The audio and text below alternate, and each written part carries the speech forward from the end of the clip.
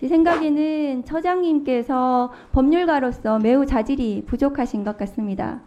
그런데 처장님이 지금까지 걸어오신 길을 보면은 검찰권 수호에 진심이셨던 것 같습니다. 지금까지 모든 행보들이 검찰권의 수호를 위해서 복무하신다고 저는 생각합니다. 근데 올해 5월 대법관 물망에도 오르시던데 실력이 없으셔서 대법관 잘 하실 수 있을지 모르겠습니다.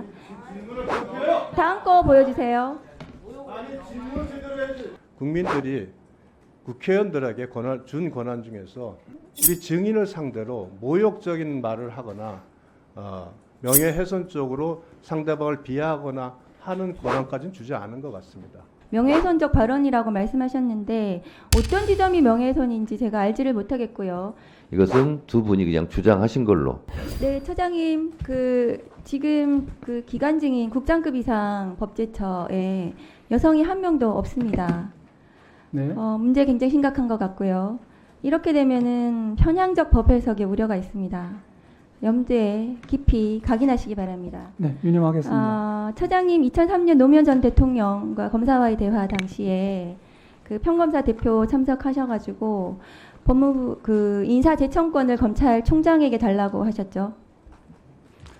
그 당시에 그런 여러 가지 의견도 제시됐습니다만 그 당시 제가 발언했던 내용을 보시면은 인사제청권을 총장이 행사하든 장관이 행사하든 저는 그거는 상관없다고 봤고요.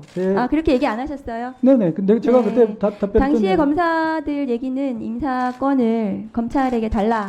이게 이제 주된 요구였던 것 같고요. 지금 그 주장이 실현되셔가지고 윤석열 검사가 검찰 인사권을 좌지우지하고 있습니다. 다음 문재인 정부 당시에도 윤석열 검사장 중앙지검장 임명에 대해서도 강도 높게 비판을 하셨더라고요. 당시에 장관이 제청하지 않은 불법이다 이렇게 맞죠?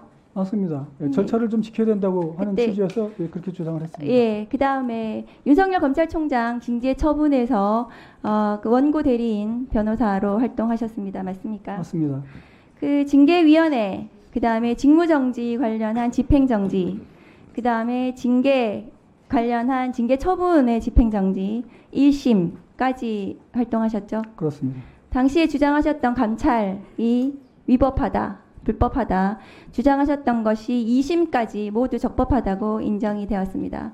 제 생각에는 처장님께서 법률가로서 매우 자질이 부족하신 것 같습니다.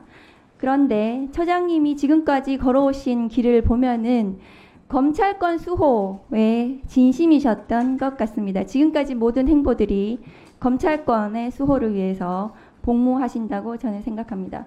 근데 올해 5월 대법관 물망에도 오르시던데 실력이 없으셔서 대법관 잘 하실 수 있을지 모르겠습니다. 다음 거 보여주세요. 잠깐만, 박은정 의원님, 유상범 간사님, 그렇게 하지 마세요. 상대방 의원님 질의할 때는 끼어들지 말자고 그랬어요. 그리고 끝나고 나서 정 그러시면 의사진행 발언을 통해서 어필하라고 제가 여러 번 말씀드렸는데 그렇게 하시면 안 됩니다. 자제해 주시기 바라고요. 박은정 의원님 질문 계속하세요. 네, 계속하겠습니다.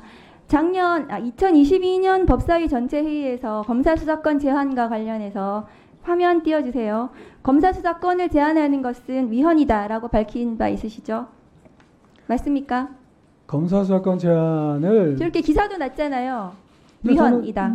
저는 그 당시에 위헌 소지가 있다고 봤습니다. 네네. 네. 그런데 다음 거 보여주세요. 헌재에서 이 한동훈 장관이 권한쟁의 심판 청구하면서 이것은 모두 각하되었고요. 위헌 아닌 것으로 되었고 헌법재판소는 사실상 그동안 한 5번에 걸쳐서 검사의 수사권은 입법사항이지 국회에서 정할 사항이지 그것이 검사에게 전속된 권한은 아니다라고 판단한 바가 있습니다. 저는 제가 처장님의 법률가로서의 실력을 계속 말씀을 드리는 겁니다. 다음 거 보여주세요. 자, 그런데 지금 처장님께서 심사하셔야 될 사항이 있는데요. 다음 거 보여주세요. 지금 한동훈 법무부 법제처가 저거 하시는 거 맞죠? 위헌 위법적인 요소를 사전에 걸러내는 심사하시는 거 맞으시죠? 그렇습니다. 예. 그런데 지금 한동훈 법무부 장관이 만든 지금 존경하는 박균택 의원님이 말씀하셨던 시행령 관련해서요. 이 시행령을 법제처에서 심사를 굉장히 짧게 심사를 하고 말았어요. 법에서는 40일 이상 입법 예고 기간을 두라고 했는데 17일로 절반 이상을 줄여서 심사하셨습니다. 그런데 그 행정절차법에도 위반되셨거든요. 그런데 지금 최민희 방통위원 자격 심사하시는 거는 7개월 동안 미루셨어요. 제가 말씀드리는 것은 정권을 위해서 어느 쪽은 졸속으로 심사해주고 어느 쪽은 한정없이 7개월이나 늘리는 처장님의 공직자로서의 태도를 말씀을 드립니다. 마지막으로 처장님이 지금 심사하셔야 될 내용이 있는데요. 다음 거 보여주세요. 화면. 그 다음 거 해주십시오. 지금 윤석열 대통령 명예훼손 수사를 뭐 때문에 하고 있냐면은 그 다음 마지막 거 보여주세요.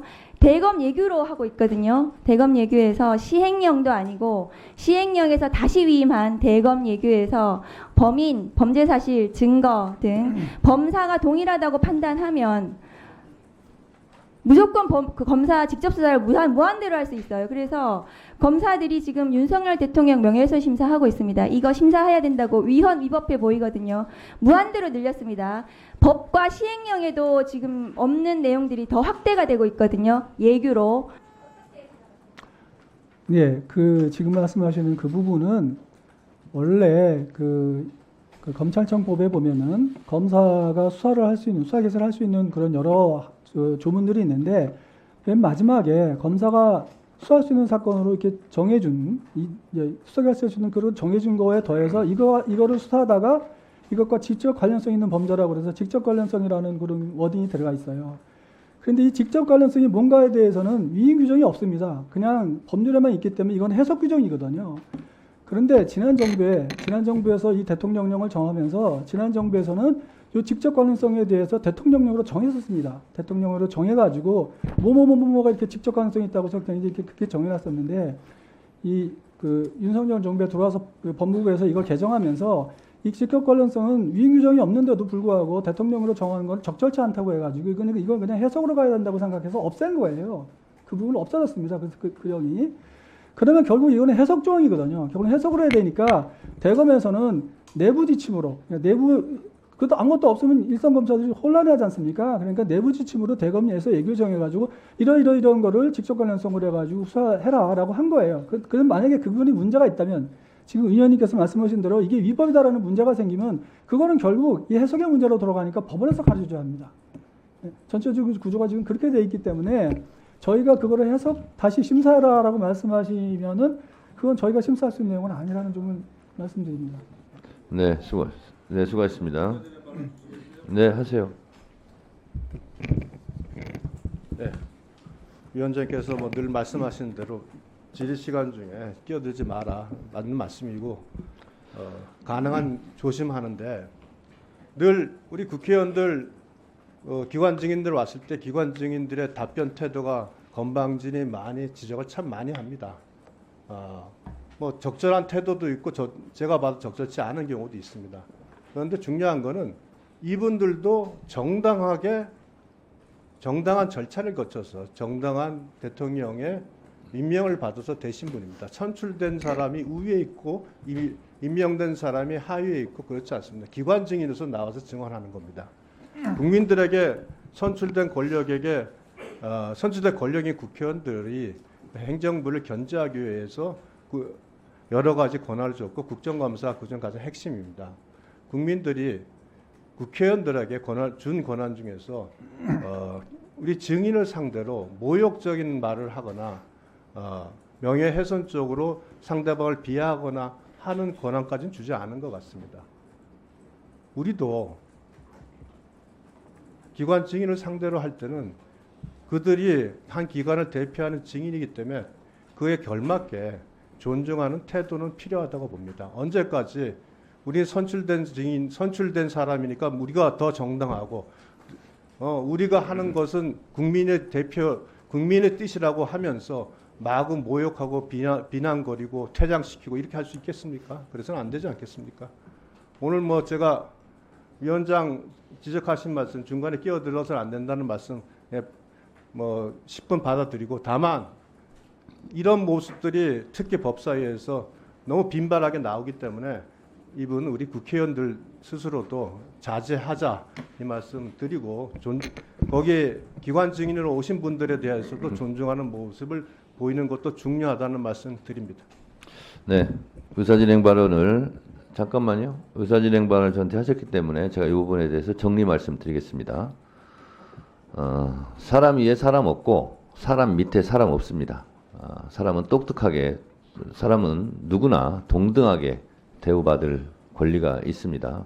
따라서 질의하는 국회의원들도 답변하는 기관장 등도 국민에 대한 예의를 갖추는 것은 기본이다 생각하고 그 점은 국회의원들도 기관장들도 유념해 주시길 바라고요.